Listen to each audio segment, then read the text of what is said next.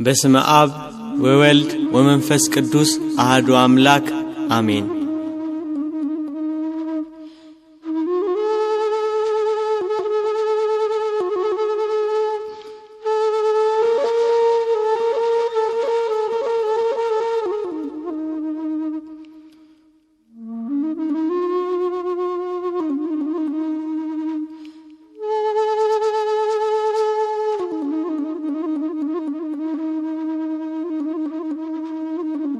ጌታችን መድኃኒታችን ኢየሱስ ክርስቶስ በምድር ያደረጋቸው ተአምራት።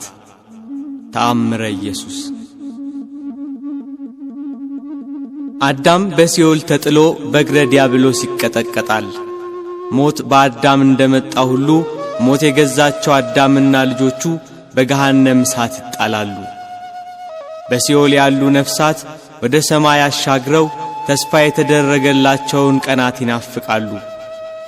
ሕገ እግዚአብሔርን በጣሰው በአዳም በደል የሰው ልጆች የወጡባት ገነት በእሳታዊ መልአክ በብርሃን ሰይፍ ትጠበቃለች።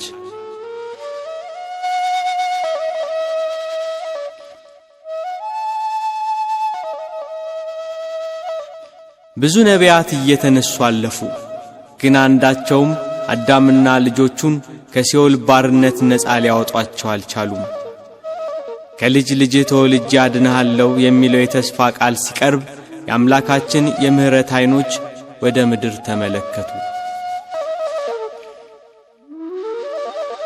ፍጥረታት ሳይፈጠሩ አዳም ሳይበድል ለእናትነት የተመረጠች እመቤት ከሐናና ከኢያቄም አብራክ ተገኘች። የአዳም ኀጢአት በዘር ያልተላለፈባት ንጽሕት እመቤት ለአምላክ ማደሪያነት በዚህ ምድር ተወለደች።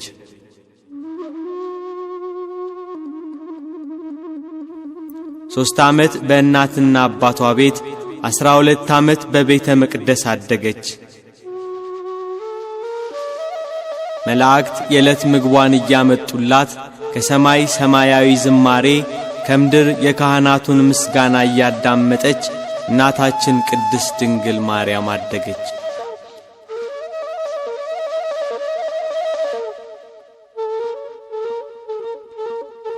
በአይሁድ ላይ ያደረ ሰይጣን ቤተ መቅደሳችንን ታሳድፋለች በሚል ምክንያት ከቤተ መቅደስ አስወጧት።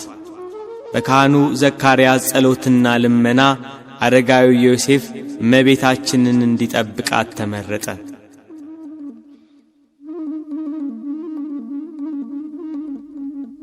የመዳን ቀን ደረሰ። እግዚአብሔር ከላይ ከአርያም ሆኖ ምድርን ጎበኛት።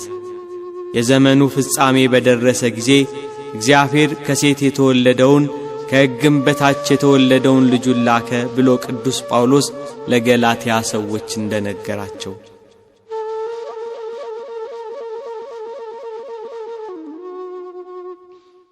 በስድስተኛው ወር ቅዱስ ገብርኤል መልአክ በእግዚአብሔር ፊት ጸጋን ወዳገኘችው ወደ ድንግል ማርያም ተላከ፣ የምስራቹን ሊናገር። አምላክ ወደ ምድር መጥቶ ሰው ሆኖ የሰውን ልጅ ለማዳን ንጽሕናዋን ወዶ ለእናትነት እንደመረጣት ሊያበስራት መጣ።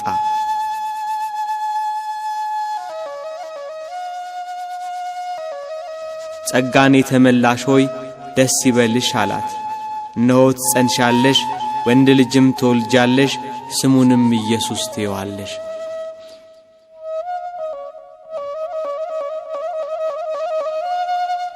በክርስቶስ በቤተልሔም መወለድ የጥሉ ግድግዳ ፈረሰ። ሰውና መላእክት በአንድነት ዘመሩ። ስብሐት ለእግዚአብሔር በሰማያት፣ ለእግዚአብሔር በሰማይ ምስጋና ይሁን፣ ወሰላም በምድር ስምረቱ ለሰብ፣ ለሰውም በጎ ፈቃድ እያሉ ጌታችን መድኃኒታችን ኢየሱስ ክርስቶስ ከድንግል ማርያም በተወለደ ጊዜ በቤተልሔም ዘመሩ።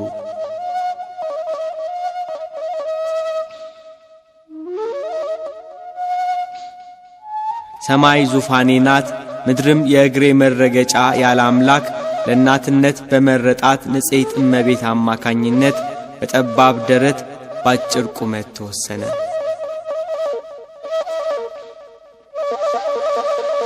በቤተልሔም በከብቶች በረት ተወለደ።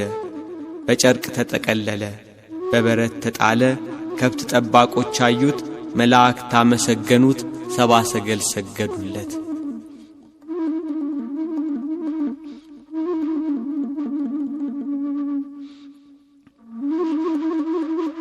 እናታችን ቅድስት ድንግል ማርያም ከመጸነሷ በፊት መልአከ እግዚአብሔር እንደነገራት ስሙን ኢየሱስ ብላ ሰየመችው።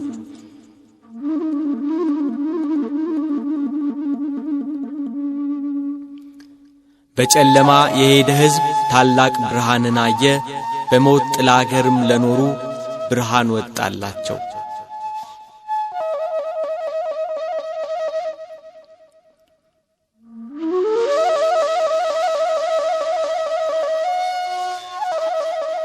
እግዚአብሔር ለሰው ልጆች ሁሉ ያዘጋጀውን ማዳን ሳያይ እንዳይሞት ትንቢት የተነገረለት አረጋዊ ስምዖን በኢየሩሳሌም ይኖር ነበር። ስምዖን የእስራኤልን መጽናናት ይጠባበቅ ነበር። ጻድቅና ትጉህ፣ የእግዚአብሔርን መንፈስ በእርሱ ላይ ነበር።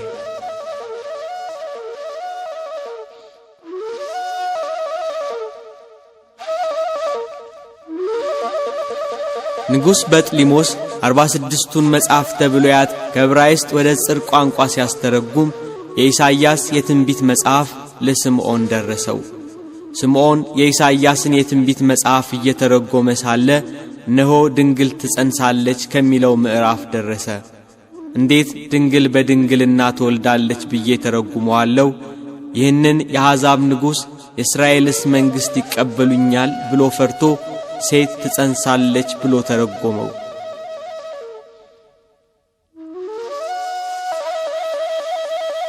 እንቅልፍ መጥቶበት ተኛ። ቢነቃ ሴት የሚለው ተፍቆ ድንግል ተብሎ ተጽፎ አገኘው። ድንግል የሚለውን ፍቆ ሴት ብሎ ጻፈው። ዳግም እንቅልፍ መጥቶበት ተኛ። ቢነቃ ሴት ብሎ የጻፈው ተፍቆ ድንግል ተብሎ ተጽፎ አገኘው። ሦስቴም ይህ ሁኔታ ቀጠለ። በሦስተኛው ከእንቅልፉ ነቅቶ ፍቃለሁ ሲል እግዚአብሔር በተዋህዶ ያከበረው ወልድን ሳያይ እንዳይሞት መንፈስ ቅዱስ ተገልጾ ተናገረው።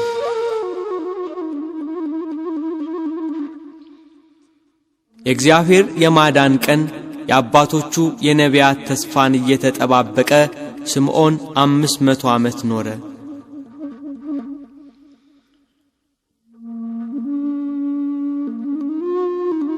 ከመቤታችን ከቅድስት ድንግል ማርያም ሰው ሆኖ በሥጋ የተገለጸውን እግዚአብሔር ወልድን በኦሪት ሥርዓት መሠረት ወደ ኢየሩሳሌም ወሰዱት።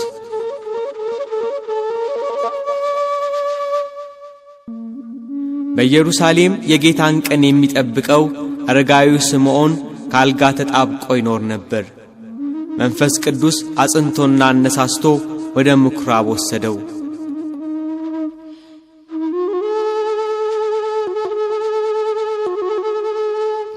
ዮሴፍና እመቤታችን ጌታን ወደ ቤተ መቅደስ ባገቡት ጊዜ አረጋዊው ስምዖን ተቀብሎ አቀፈው። ጌታን በማቀፉ ታደሰ፣ ኃይልና ብርታት ሆነው። አንደበቱን ከፍቶ እያመሰገነ ተናገረ።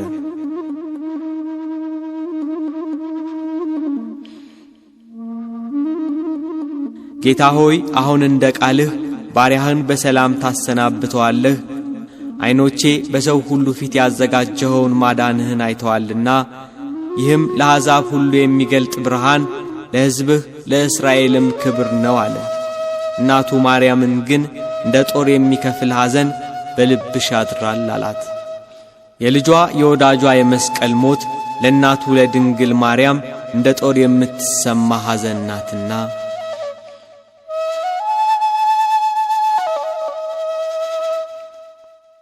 የአራስነት ወራቷ ሳይፈጸም የተወለደው ንጉሥ ማንነት ግራ ያጋባው ጥንተ ጠላታችን አውሬው ዲያብሎስ እመቤታችንን በሄሮድስ አድሮ ከሀገር ሀገር አሳደዳት። ሴቲቱም 1260 ቀን በዚያ እንዲመግቧት በእግዚአብሔር ተዘጋጅቶላት ወደ ነበረው ስፍራ ወደ በረሃ ሸሸች እንዳለ ባለራእዩ ቅዱስ ዮሐንስ።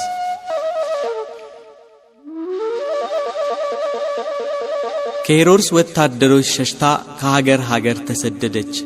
ልጇን እንዳይገሉት በቅፏ ከልላ 3 ዓመት ከ6 ወር ተሰደደች።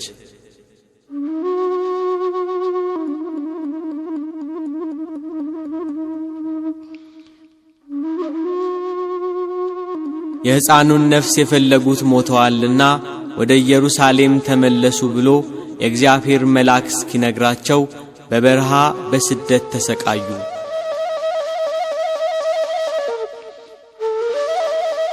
ሄሮድስ ከሞተ በኋላ ድንግል ማርያም ጌታችን ኢየሱስ ክርስቶስን አዝላ ወደ ኢየሩሳሌም ተመለሰች።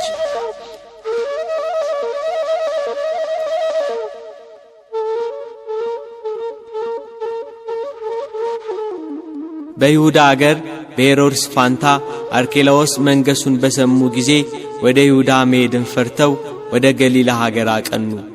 በነቢያት ናዝራዊ ይባላል የተባለው እንዲፈጸም ናዝሬት ወደምትባል ከተማ ገብተው መኖር ጀመሩ።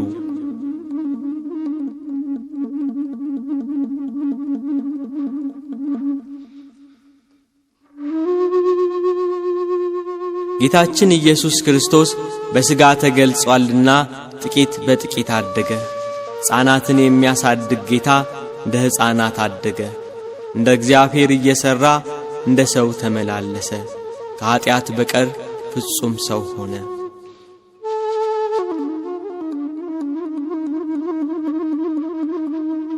ጌታችን ኢየሱስ ክርስቶስ በልጅነት ወራቱ ለእናቱ እየታዘዘ አደገ። ሕፃናት በሚያድጉበት ሥርዓት አደገ። በጥበብና በሞገስ አደገ። ሕፃናትን የሚያሳድግ እርሱ እንደ ሕፃናት ተመላለሰ።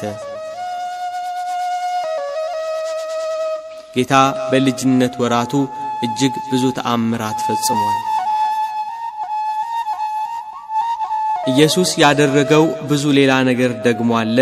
ሁሉ በእያንዳንዱ ቢጻፍ ለተጻፉት መጻሕፍት ዓለም ራሱ ባልበቃቸው ይመስለኛል እንዳለ ወንጌላዊው ቅዱስ ዮሐንስ።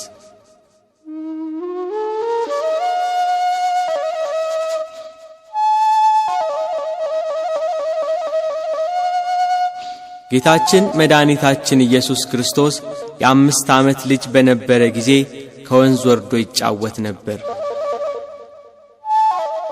በልዩ ጥበብና ዕውቀት ውሃውን እያፈሰሰ አሸዋውን እያጣራ ደቃቁን አፈር በጉድጓድ ውስጥ እያስቀመጠ ይጫወታል። የላመውን ደቃቅ አፈር ጭቃ አድርጎ 12 የወፍ ቅርጽ ሠራ።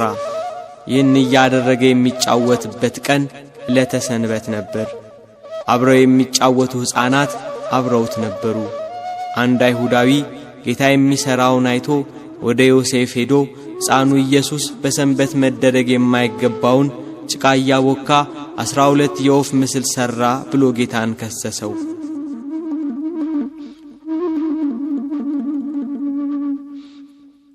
አረጋዊ ዮሴፍ ይህን ስሞታ ሰምቶ ወደ ጌታ ኢየሱስ ክርስቶስ ሄዶ በሰንበት ለምን ይህን አደረክ ብሎ ተናገረው። ጌታም እጆቹን አጨበጨበና እፍ አለባቸው። ከአፈር ባበጃጀው በአዳም ላይ የሕይወት እስትንፋስን እፍ ያለ ጌታ ጭቃ አብኩቶ በሠራቸው የወፍ ምስል ላይ እፍ አለባቸውና ከዚህ ሂዱ፣ ሰው ከሌለበት ከዚያ ስፍራ ብረሩ አላቸው። እነዚያ በጭቃ የተሠሩ ወፎች የእግዚአብሔር ልጅ የተመሰገነ ነው እያሉ በረሩ።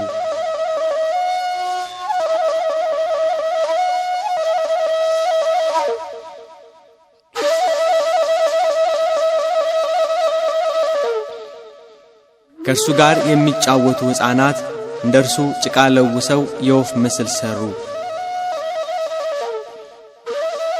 ከዚያ ከጠዋት እስከ ማታ ጉሮሯቸው እስኪያብጥ በእነዚያ ከጭቃ በተሠሩ ወፎች ላይ እፍ አሉባቸው። አንዳቸውም አልበረሩም። እባክህ ፈጽሞ እንዲንቀሳቀሱ ማድረግ አልተቻለንምና ምን እናድርግባቸው? አንተ እፍ በልባቸው እያሉ ለመኑት። እሱ ግን የሚያደርገውን ያውቅ ነበርና ዝም አለ።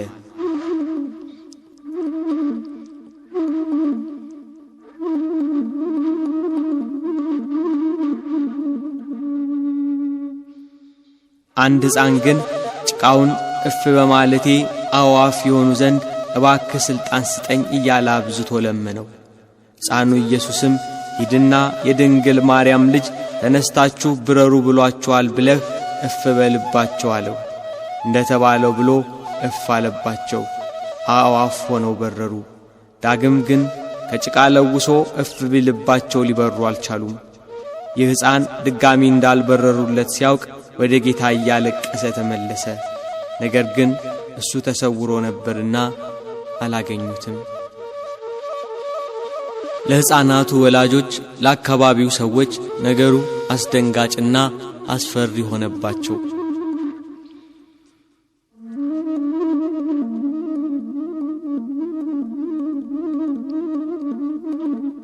በልጅነት ወራቱ እንደ ልጆች እየተጫወተ እንደ አምላክነቱ ተአምራት እየሰራ አደገ።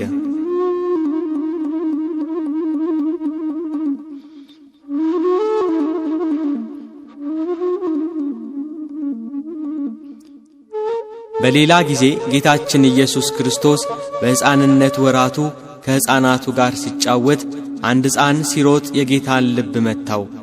ጌታም ያንን ልጅ ሕይወትህ ተቋረጠች አለው። በዚያ ጊዜ ያ ልጅ ወደቀና ሞተ። በአካባቢው የነበሩ የሕፃኑን መሞት የተመለከቱ ሁሉ ደነገጡ። የሚናገረው ሁሉ የሚፈጸምለት ይሄ ሕፃን ልጅ ከማን ወገን ይሆን ብለው ተደነቁ።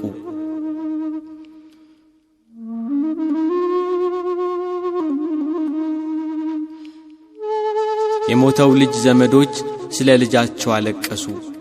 ወደ አረጋዊ ዮሴፍና ወደ እመቤታችን ሄደው ይሄ ልጅ ከእናንተ ጋር እያለ እናንተ ከእኛ ጋር መኖር አትችሉም፣ ከዚህ ሂዱልን አሏቸው።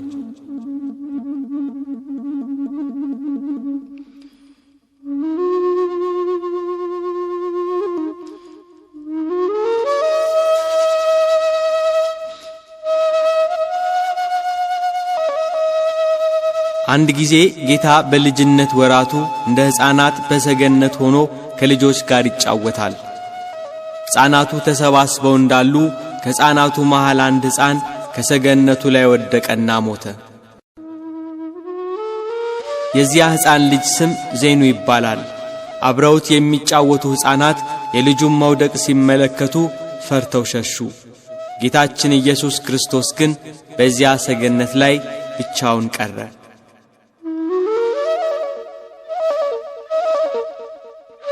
የሞተው ልጅ ዘመዶች እየተሯሯጡ መጡ። ጌታንም አንተነ ገፍቴ ጣልከው ብለው ያዙት። እርሱ ግን አልጣልኩትም እያለ ተናገራቸው። እጅግ ብዙ ዘበዘቡት፣ መረመሩት። ከመሃላቸው ወጥቶ ወድቆ ወደ ሞተው ልጅ ሄዶ በታላቅ ድምፅ ዜኑ ዜኑ ብሎ ተጣራ። አልዓዛር አልዓዛር ከመቃብር ውጣ ብሎ አልዓዛርን ከመቃብር እንደጠራው ዜኑ ዜኑ ብሎ ተጣራ።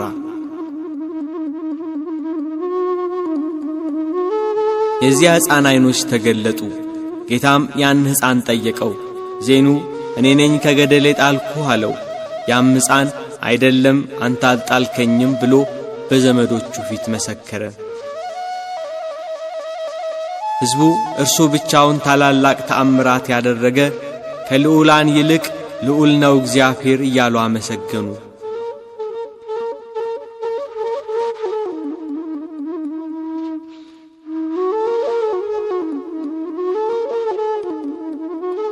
ጌታ የ7 ዓመት ልጅ ሳለ እናቱ ቅድስት ድንግል ማርያም ውሃ ይቀዳላት ዘንድ ላከችው።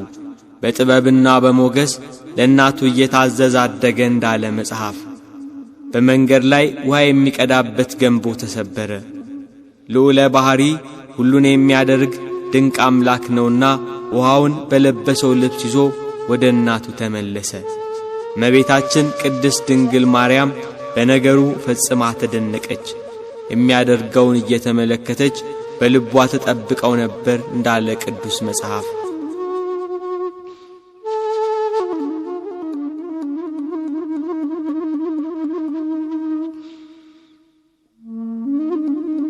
ጌታችን መድኃኒታችን ኢየሱስ ክርስቶስ እንደ ሕፃናት እያደገ የ8 ዓመት ሕፃን ሆነ። በ8ኛው ዓመቱ አረጋዊ ዮሴፍ ይሄ ሕፃን መጽሐፍትን መማር አለበት ብሎ ከመምህር ዘንድ ወሰደው። ሕፃኑ ኢየሱስ ክርስቶስ ትምህርት ቤት ገባ።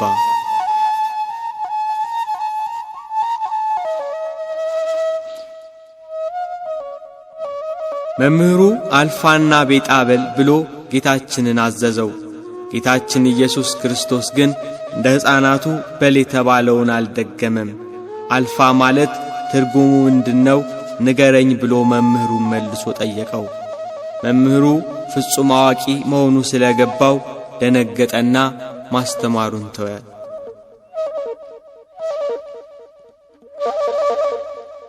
በሌላ ጊዜ መምህሩ ሲጽፍ ጌታችን ኢየሱስ ክርስቶስ ቀዩንና ጥቁሩን ቀለም ወስዶ ደባለቀበት።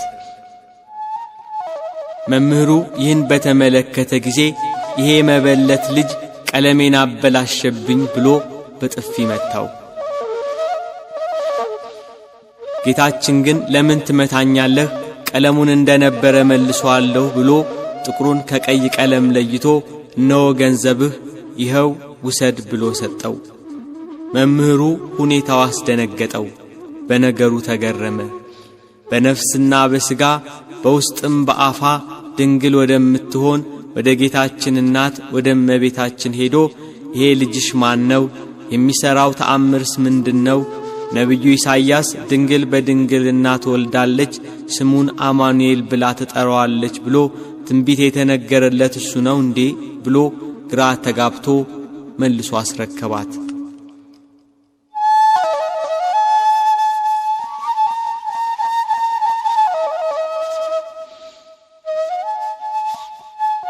ጌታ ከኃጢአት በስተቀር ሰው የሚሠራውን ሁሉ ይሠራ ነበር። በልጅነት ወራቱም እንደ ልጆች ይጫወት ነበር።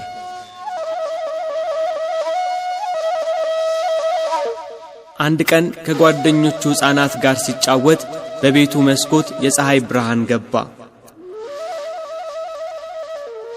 አማኑኤል የተባለ ጌታችን ኢየሱስ ክርስቶስ በፀሐይ ጮራ ወይንም በፀሐይ እግር ላይ ወጥቶ ተቀመጠ። አብረውት ያሉ ሕፃናት ኢየሱስ በፀሐይ ጨረር ላይ እየተመላለሰ ሲጫወት ሲያዩ ሕፃናቱ እነርሱም እንደርሱ በፀሐይ እግር ላይ መቀመጥ ፈልገው ከቤቱ ጣራ ላይ ወጡ። በፀሐይ ጨረር ላይ ዘለን እንቆማለን እያሉ ቢዘሉ ወደ መሬት ወድቀው ሞቱ። አካባቢው በልቅሶ ታወከ። ልጆቻቸው የሞቱባቸው ዘመዶች እመቤታችንን ልጅሽ በምን ጥበብ ነው በፀሐይ ጮራ ላይ የተቀመጠ? የኛ ልጆች ልጅሽን አይተው እንደርሱ ለማድረግ ሞክረው እየወደቁ ሞቱብን ብለው አንገላቷት። ልጇን ኢየሱስ ክርስቶስንም ይዘው ደበደቡት። ለምን ትደበድቡኛላችሁ ብሎ ወደ ሞቱት ሕፃናት ሄደ። ከሞት አስነሳቸውና በእውነት እኔ ገደልኳችሁ ብሎ ጠየቃቸው። ሁሉም ተነስተው በአንድ ቃል አቤቱ ጌታችን አምላካችን ሆይ አንተስ ትንሣኤያችን ነህ፣ ለአንተ ምስጋና ይገባሃል፣ ለላከህ ለአብ ምስጋና ይገባል፣ ለባሕሪ ሕይወትህ ለመንፈስ ቅዱስ ምስጋና ይገባል፣ መላእክት በሰማይ ሲያመሰግኑህ ሰምተናል አሉ። የአካባቢው ሰዎች ግን በነገሩ ተደናገጡ።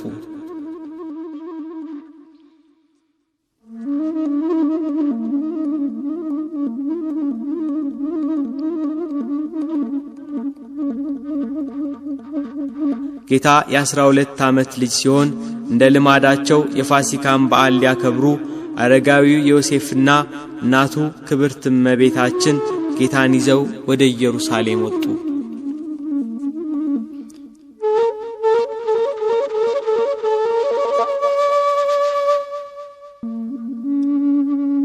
ከበዓሉ በኋላ ከብዙ ሕዝብ ጋር ሆነው ከኢየሩሳሌም ሲመለሱ ከኋላቸው የሚከተላቸው መስሏቸው ነበር። አገራቸው ሲደርሱ ከዘመዶቻቸውና አብረው ከተጓዙት ሰዎች መካከል ቢፈልጉት አጡት። እመቤታችን በልጇ በወዳጇ መጥፋት አዘነች።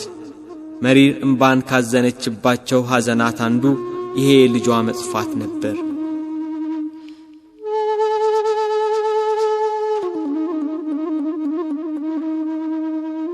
ከዮሴፍ ጋር ወደ ኢየሩሳሌም ተመልሰው ይፈልጉት ጀመር።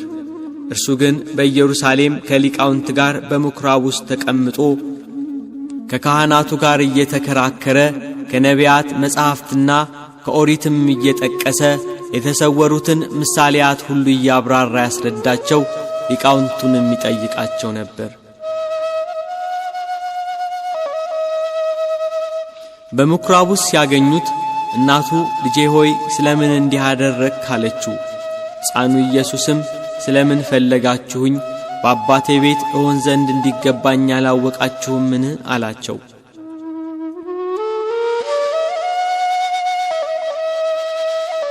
ጌታችን ኢየሱስ ክርስቶስ በጥበብና በቁመት በሞገስም አደገ። ኢየሱስ በዚህ መጽሐፍ ያልተጻፈ ሌላ ብዙ ምልክት በደቀ መዛሙርቱ ፊት አደረገ እንዳለ ቅዱስ ዮሐንስ ወንጌላዊ።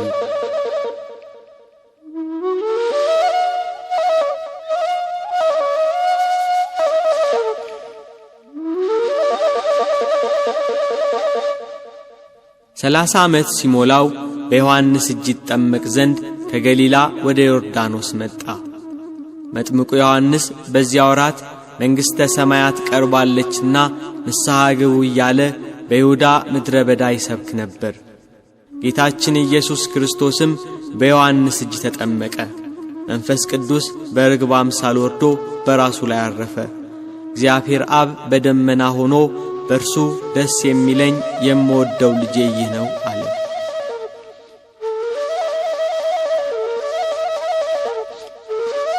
ከተጠመቀ በኋላ ወደ ገዳመ ቆሮንጦስ ገባ። ሕግ ሰሪ ነውና ጾምን የሕግ መጀመሪያ አደረጋት። ሥራውን በጾም ጀመረ። ጾም ለምግባርና ለትሩፋት መሠረት ናትና። ከጾመ በኋላ ተራበ። ረሃቡም የፈቃድ ረሃብ ነው እንጂ እንደኛ ረሃብ አይደለም። በዚህ ወቅት የሚፈታተነው ዲያብሎስ ወደ እርሱ ቀረበ። እግዚአብሔር አብ የምወደው ልጄ ይህ ነው ብሎ ሲመሰክር ሰምቶአልና የእግዚአብሔር ልጅ ከሆነ ብሎ እውነት የእግዚአብሔር ልጅ ከሆንክ እነዚህ ድንጋዮች እንጀራ እንዲሆኑ በል አለው። ጌታችን ኢየሱስ ክርስቶስም መልሶ ሰው በእግዚአብሔር አፍ በሚወጣው ቃል ሁሉ እንጂ በእንጀራ ብቻ አይኖርም ተብሎ ተጽፏል አለው። ይህንን የስስት ፈተና ድል ነሳው። በዚህ የተረታ ሰይጣን ወደ ቅድስት አገር ወደ ኢየሩሳሌም ወሰደው። እርሱ የሚወስደው ሆኖ አይደለም፣ ፈቃዱን አውቆ ሄደ እንጂ።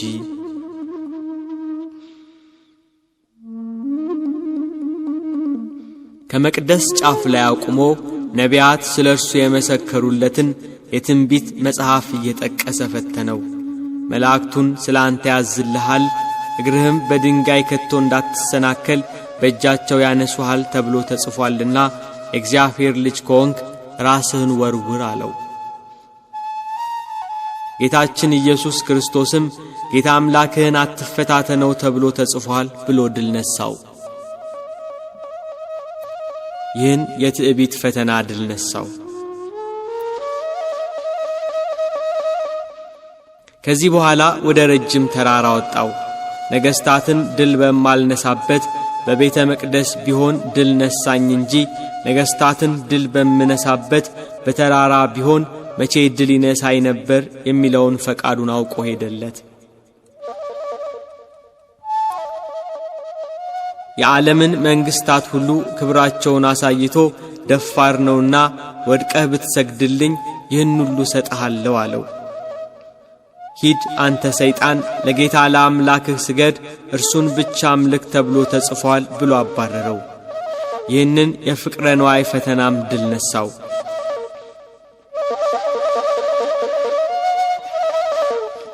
እናንተም እነዚህን 3 ታላላቅ ፈተናዎች ድል ንሷቸው ሲል ከኋላዬ ዞር በል ብሎ በኋላ ከሚነሱ ከምእመናን ሁሉ አባረረው። እንደ ጢስ ተኖ እንደ ትቢያ በኖ ጠፋ። ከዚህ በኋላ በአይሁድ ላይ አድሮ እስኪያሰቅለው እስከ ዕለተ ዓርብ ድረስ ተወው።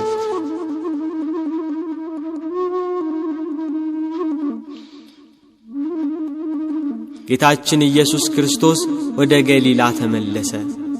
ወንጌልን ማስተማር ሲጀምር ዕድሜው 30 ዓመት ሆኖት ነበር። በምኵራብ እየገባ ያስተምር ነበር። ሁሉም ከትምህርቱ የተነሳ ይገረሙ ይደነቁ ነበር፣ ያመሰግኑትም ነበር። ቃሉን የሚሰሙት የሚከተሉት በረከቱ።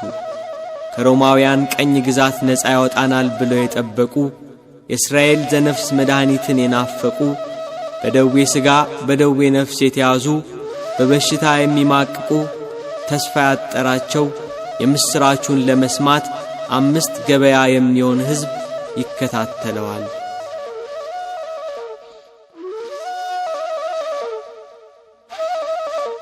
ጌታ በምድር በተመላለሰበት ጊዜ እጅግ ብዙ ድንቅ ተአምራት አድርጓል። በአንድ ሀገር ሳለ ሁለንተናው በለምጽ የተያዘ ሰው አገኘ። ወደ ጌታችን ኢየሱስ ክርስቶስ ቀርቦ ሰገደለት።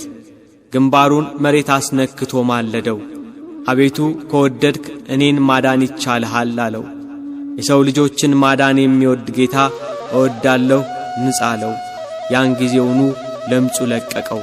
እንደ አዲስ ተፈጥሮ ገላው የሚያበራ ሆነ። ደዌው ፈጽሞ ለቀቀው። ለማንም እንዳትናገር ተጠንቀቅ፣ ሄደህ ራስህን ለካህን አሳይ፣ ስለ መዳንህ መባ አቅርብ ብሎ አዘዘው።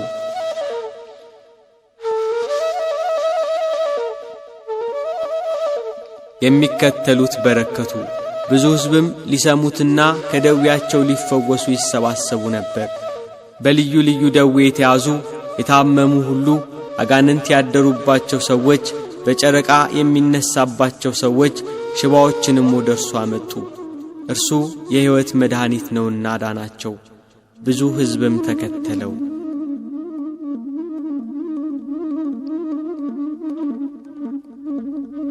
በገሊላ ባህር ዳር በስተሰሜን ባለች ወደ ናሆም መንደር ወደ ቅፍርናሆም ገባ።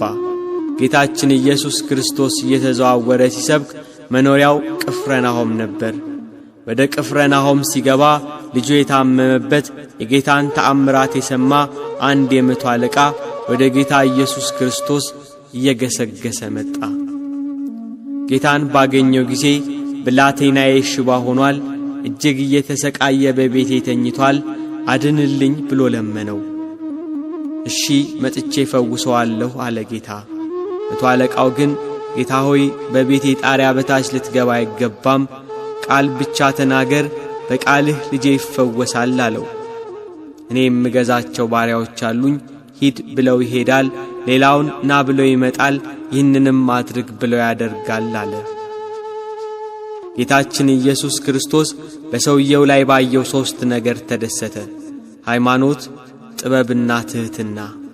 ጌታ በኢየሩሳሌም እንኳን እንዲህ አይነት ትልቅ እምነት አላገኘውም ብሎ ተናገረ።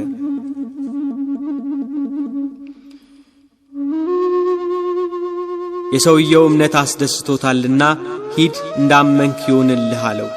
ያ የመቶ አለቃ ወደ ቤቱ ሲመለስ ልጁ ድኖ ወደ እርሱ ሲመጣ አገኘው።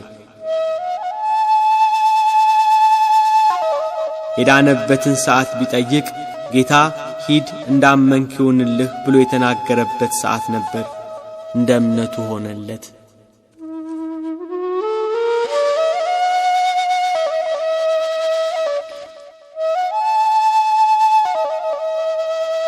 ጌታ ወደ ባህር ማዶ ተሻግሮ ጌርጌሴኖን በሚባለው በመቃብር ስፍራ ሊያልፍ ከታንኳይቱ ወጣ። በዚያ በመቃብር ስፍራ አጋንንት የሰለጠነበት እርኩስ መንፈስ የሚያሰቃየው የአካባቢው ሕዝብ የሚፈራው አንድ በሽተኛ ሰው ነበር። ሰንሰለቱን ይበጣጥሳል፣ የታሰረበትን እግረ ብረት ይሰባብራል። ያሸንፈው የሚችል ሰው አልነበረም። በዚያ ጨለማ መቃብር ሌሊትና ቀን ይጮኻል። ማንም ሰው ደፍሮ በአካባቢው አያልፍም ነበር። ድንጋይ ይዞ ሰዎችን እያባረረ ይገላል። ሰውነቱን በድንጋይ እያደማ ያቆስላል። ጌታችን ኢየሱስ ክርስቶስ በዚያ ሲያልፍ ከመቃብር ወጥቶ ተገናኘው። የተከተሉት ሐዋርያት ፈርተው በሩቅ ቆሙ። የአጋንንት ያደረበት ሰው ጌታችን ኢየሱስ ክርስቶስን ባየው ጊዜ ተንቀጠቀጠ፣ ሰገደለት። አጋንንቱ እየጮኸ የልዑል እግዚአብሔር ልጅ ሆይ ከአንተ ጋር ምን አለኝ? እንዳታሰቃየኝ ለምንሃለሁ እያለ ተማጸነው። ጌታችን ኢየሱስ ክርስቶስም ስምህ ማን ነው ብሎ ጠየቀው። የዚያ ሰው ላይ ያደሩ ብዙ አጋንንት ነበሩና ስሜ ሌጊዮን ነው አለ። ሌጊዮን ማለት ጭፍራ ማለት ነው። ጌታ ኢየሱስ ክርስቶስ እነዚያ ርኩስ መናፍስት ከዚህ ሰው እንዲወጡ አዘዛቸው። አጋንንቱ ግን ከሀገር ውጭ እንዳይሰዳቸው አጥብቀው ለመኑት። በተራራ ጥግ ብዙ የሪያ መንጋ ተሰማርቶ ነበርና ወደ ሪያዎቹ እንግባ ብለው ተማጸኑት። ፈቀደላቸው። አጋንንቱ ከሰውየው ላይ እየወጡ ወደ ሪያዎቹ ገቡ።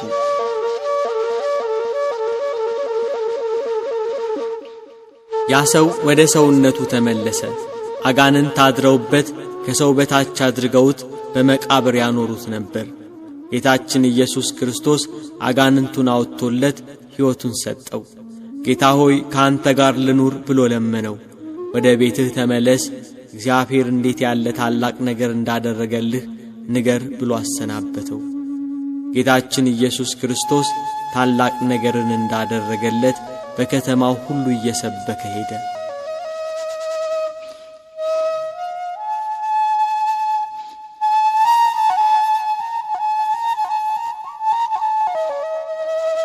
አስራ 12 ዓመት ደም ሲፈሳት የነበረች አንዲት ሴት በኢየሩሳሌም ትኖር ነበር። መድኃኒትን ፍለጋ ብዙ ባለ መድኃኒት ጋር ሄዳ ነበር። ገንዘቧን ሁሉ ከስራ መፍትሄ አላገኘችም ነበር። ተሰቃየች።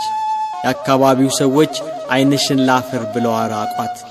ከሰው ተገልላ በአፍረት ተሸማቃ ትኖር ነበር።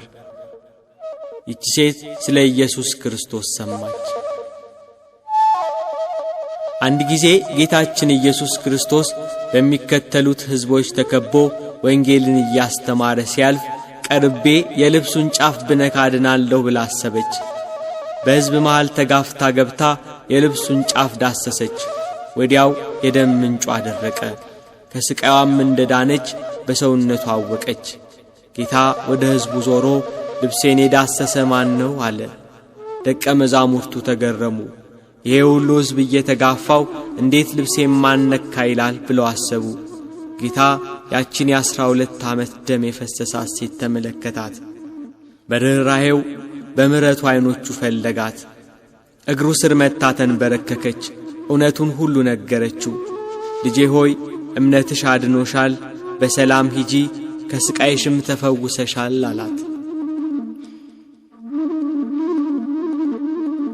እርሱ ሕያው መድኃኒት ነውና ለሁሉም መድኃኒትና ፈውስን ይሰጣል።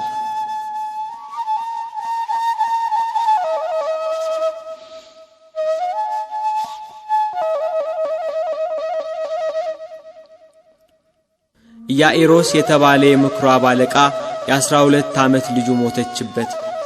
ወደ ጌታችን ኢየሱስ ክርስቶስ ዘንድ ሄዶ ልጄ ሞተች፣ እባክህ እጅህን ጫንባትና በሕይወት ትኑር ብሎ ተማጸነው። በዚህ ወቅት ጎረቤቶቹ መጥተው ልጅህ ሞታለችና ከእንግዲህ መምህሩን አታድክመው፣ አያስፈልግህም አሉት።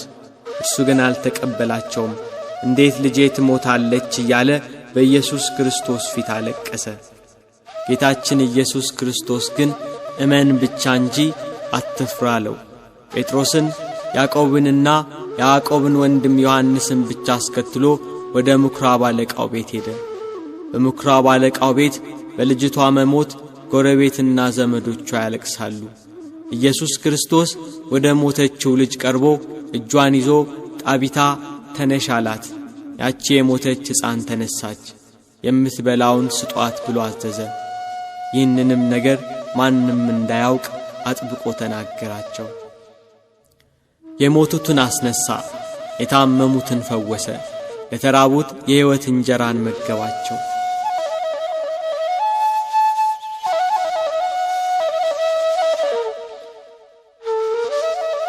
ሲያልፍ ከመወለዱ ጀምሮ እውር የሆነ ሰው አየ። ዘወትር እጁን ዘርግቶ ሰዎች እንዲዘከሩት ይለምናል።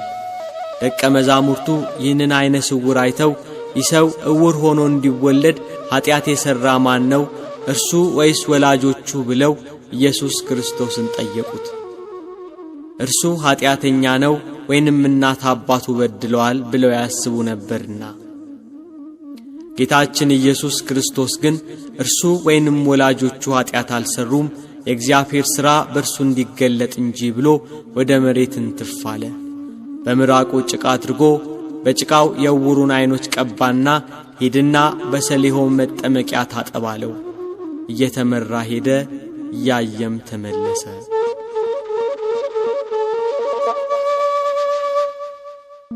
ሁሉም ዓይኑ ታውሮ በመንገድ ዳር ተቀምጦ ሲለምን ያውቁት ነበር። ዓይኖቹ በርተውለት ቢያዩ እርሱ ነው አይደለም ብለው ተገረሙ። ሌሎች እርሱ ነው፣ ሌሎች ደግሞ አይደለም እርሱ አይደለም አሉ። እርሱ ግን እኔ ነኝ አለ። ታዲያ ዓይኖችህ እንዴት ተከፈቱ? እንዴትስ ማየት ቻልክ? አሉት።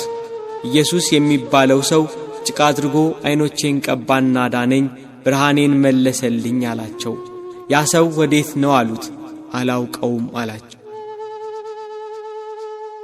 ጌታችን ኢየሱስ ክርስቶስ የዚህን ሰው ዓይን ያበራበት ቀን የሰንበት ቀን ነበርና እንዴት ይሰው ሰንበትን አያከብርም? እንደምን በሰንበት ዓይንህን ያበራል? ብለው ዓይነ ስውር የነበረውን ሰው ሞገቱት። እንዴት ኀጢአተኛ ሰው ይህንን ያደርጋል? ብለው ጨቀጨቁት። ስለ ሰውየው አንተ ምን ትላለህ? ብለው ፈሪሳውያኑ ዓይነ ስውር የነበረውን ሰው ጠየቁት። እርሱ ነቢይ ነው አላቸው። በፈሪሳውያን ዘንድ በዚህ ምክንያት በመሃላቸው መለያየት ተፈጠረ።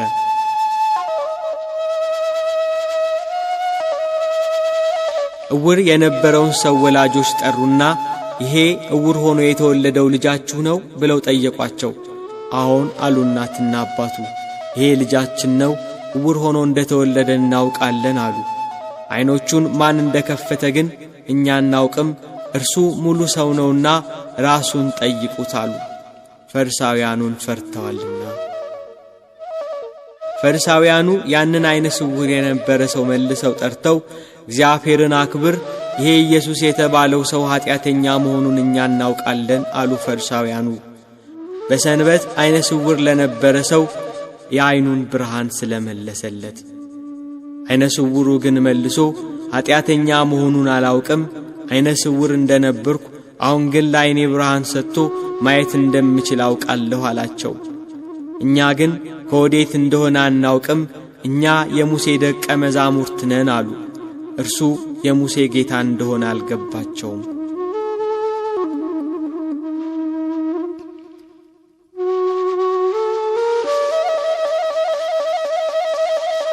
ከኢየሩሳሌም አጠገብ ባለው ቢታንያ በተባለው መንደር ማርያም፣ እህቷ ማርታና ጌታ የሚወደው ወንድማቸው አልዓዛር ይኖሩ ነበር። ጌታን በቤታቸው እየተቀበሉ ያስተናግዱት ነበር። ጌታ ሆይ እነሆ የምትወደው ታሟል፣ ሳይሞትብን ድረስ ብለው መልእክተኛ ላኩበት። ይሄ አልዓዛር ሕመም የእግዚአብሔር ልጅ እርሱን አስነስቶ በጌትነት ይገለጥ ዘንድ ነው እንጂ ለሞት አይደለም ብሎ መልእክተኞቹን መለሳቸው። ጌታችን ኢየሱስ ክርስቶስ መታመሙን ሰምቶ 2 ቀን በነበረበት ስፍራው አለ። ለኢየሩሳሌም 15 ምዕራፍ ያህል ቅርብ ወደ ነበረችው ወደ ቢታንያ መንደር መልእክቱ በደረሰው በ4ኛው ቀን ጌታችን ኢየሱስ ክርስቶስ መጣ። አልዓዛር ሞቶ ዘመዶቹና እህቶቹ አልቅሰው ገንዘው ቀብረውት ነበር። ማርታ የኢየሱስ ክርስቶስን የመምጣት ወሬ ስትሰማ ልትቀበለው ወጣች። ጌታ ሆይ አንተ በዚህ ኖረህ ቢሆን ወንድሜ ባልሞተ ነበር አለችው። ድውይ የሚፈውስ እንጂ ሙት የሚያስነሳ አልመሰላትም ነበር። አንቺ አላመንሽም እንጂ ወንድምሽ ይነሳል አላት ኢየሱስ ክርስቶስ። አውቃለሁ በዕለተ ምጽአት ሙታን በሚነሱበት ጊዜ እንዲነሳ አውቃለሁ አለችው። ጌታችን ኢየሱስ ክርስቶስም ትንሣኤና ሕይወት እኔ ነኝ፣ የሚያምንብኝ ቢሞት እንኳን ሕያው ይሆናል አላት። ያጽናኗቸው ከእነርሱ ጋር በቤት የነበሩ ወዳጅ ዘመዶቻቸው ለቀስተኛው ሁሉ ተሰባሰበ። ማርታ ማርያምን ጠራቻት። ማርያም ኢየሱስ ክርስቶስን ስታይ እንደ እህቷ እንደ ማርታ ጌታ ሆይ አንተ በዚህ ኖረ ቢሆን ወንድሜ ባልሞተ ነበር አለችው። ኢየሱስ ክርስቶስም ማርያም ስታለቅስ ከእርሷ ጋር ያሉት አይሁድ ሁሉ ሲያለቅሱ አይቶ ስለ አልዓዛር አለቀሰ። በመንፈሱ አዘነ፣ በራሱም ታወከ፣ እምባውን አፈሰሰ። ወዴት አኖራችሁት አለ። ነገሩት። የሚከተሉትን አዘዛቸው። ድንጋዩን ከመቃብሩ ላይ አነሱት። የሞተው የአልዓዛር እህት ማርታ ጌታ ሆይ 4ኛ ቀን ሆኖታልና አሁን ይሸታል አለችው። ብታምኚ የእግዚአብሔርን ክብር እንድታይ አልነገርኩሽም አላት። ድንጋዩን አነሱት። አልዓዛር አልዓዛር ብሎ ተጣራ። በመቃብር ያሉ ድምፁን የሚሰሙበት ቀን ይመጣል ብሏልና። በመቃብር ያለው አልዓዛር የጌታን ድምፅ ሰማ። እጆቹና እግሮቹ በመግነዝ እንደተገነዙ፣ ፊቱም በጨርቅ እንደተጠመጠመ ነበር። እንደተገነዘ ከመቃብር ወጣ። ደቀ መዛሙርቱን የመፍታትና የማሰር ሥልጣን እንደተሰጣቸው ሲያመለክት ፍቱትና ይሂድ ተዉት አላቸው። የሞትን ኃይል ሰብሮ የሞቱትን አስነሣ፣ የታመሙትን አዳናቸው፣ የዕውራንን ዓይን አበራ።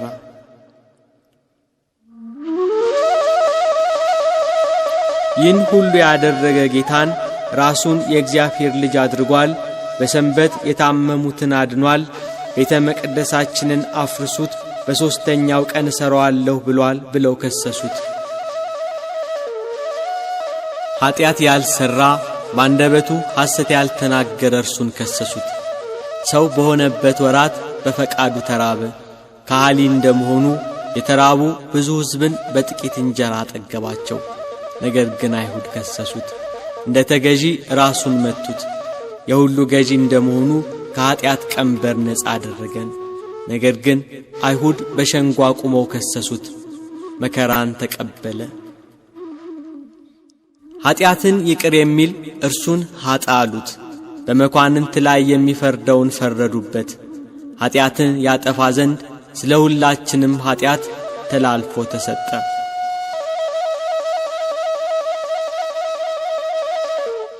አቤቱ ጌታ ሆይ የአንተን ስም ሰምቶ ሞት ይደንግጥ፣ ቀላያትም ይሰንጠቁ፣ ጠላትም ይረገጥ።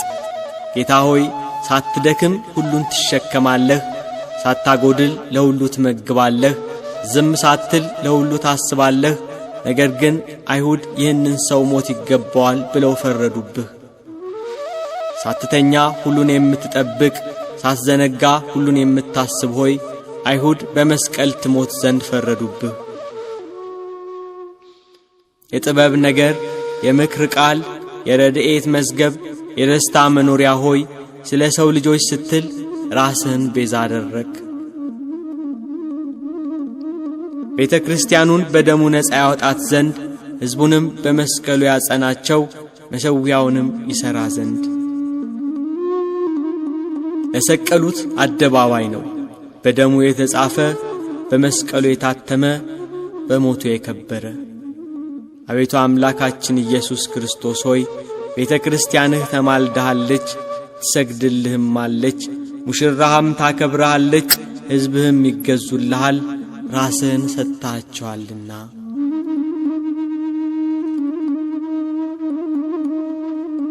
የአይሁድ መምህራን የካህናት አለቆች ከገዢው ከጲላጦስ ጋር ሊፈርዱበት በአደባባይ አቆሙት። እንደ ሌባ የኋሊት አሰሩት፣ ሊፈርዱበት በአደባባይ አቆሙት። የሕይወት ራስን የሾህ ዘውድ ደፉበት። ብርሃንን እንደ ልብስ የሚያጎናጽፈውን ልብሱን ገፈው ቀይ ግምጃ ለበሱት። እንደ ልማዳቸው በፋሲካ በዓል ማንን ልፍታላችሁ? ኢየሱስ ወይስ በርባንን አላቸው። በርባን ይሻለናል አሉ። ኢየሱስን ሲላቸው ስቀለው ስቀለው አሉት። ከወንበዴዎች ጋር ቆጠሩት። ወደ እንጨትም አውጥተው ምሕረት የሌለው ስቅለትን እንደ ሕጋቸው ሰቀሉት።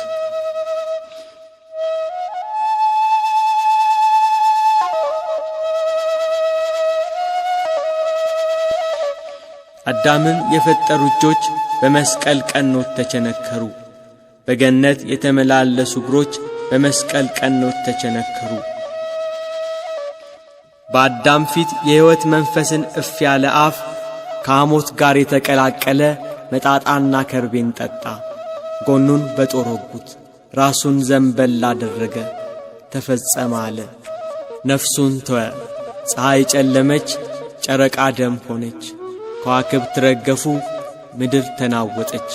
አለቶች ተሰነጣጠቁ፣ መቃብራት ተከፈቱ። ተኝተው ከነበሩት ከቅዱሳን ብዙ ሥጋዎች ተነሱ። በእውነት የእግዚአብሔር ልጅ ነበር ብለው ብዙዎች ፈሩ።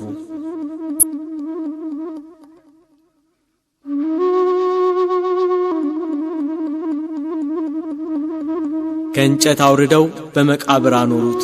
ሞትን ድል አድርጎ እንደሚነሳ ፈርተው መቃብሩን እንዲያስጠብቅ ፈሪሳውያኑ ተሰባስበው ለጲላጦስ ነገሩት። መቃብሩን በድንጋይ አትመው በጭፍሮች አስጠበቁ። በሰንበት ቀን ሲነጋ መግደላዊት ማርያምና ሁለተኛይቱ ማርያም መቃብሩን ሊያዩ መጡ። እነሆ የጌታ መልአክ ከሰማይ ስለወረደ ታላቅ መናወጥ ሆነ። መልአኩ መልኩ እንደ መብረቅ ልብሱም እንደ በረዶ ነጭ ነበር። ጠባቆችም እርሱን ከመፍራት የተነሳ ተናወጡ፣ እንደ ሞቱም ሆኑ። የእግዚአብሔር መልአክ ሴቶቹን አላቸው፣ አትፍሩ፣ የተሰቀለውን ኢየሱስን እንድትሹ አውቃለሁ። እንደ ተናገረ ተነስቷል፣ በዚህ የለም ብሎ የትንሣኤውን የምሥራች ነገራቸው።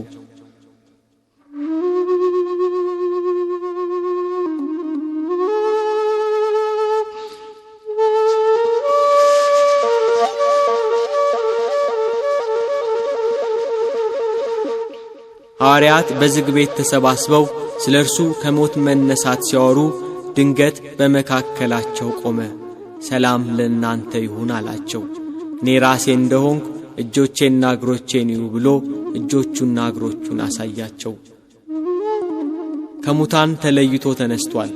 ሞት ሊይዘው አልቻለምና ሞትን አሸንፎ ተነስቷል።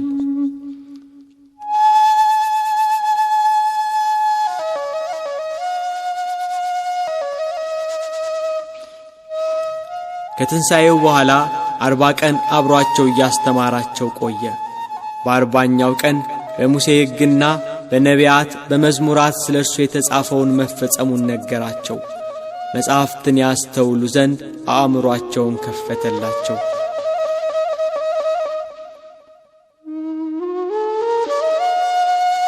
ክርስቶስ መከራን ይቀበላል፣ በሦስተኛው ቀን ከሙታን ይነሳል፣ በስሙም ንስሐና የኀጢአት ስርየትን ከኢየሩሳሌም ጀምሮ በአሕዛብ ሁሉ ይሰብካል ተብሎ ተጽፏል።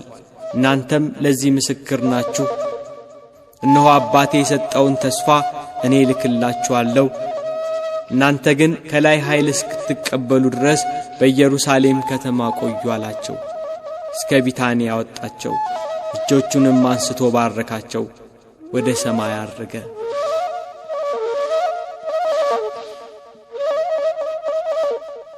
አቤቱ በመንግሥትህ በመጣ ጊዜ አስበን።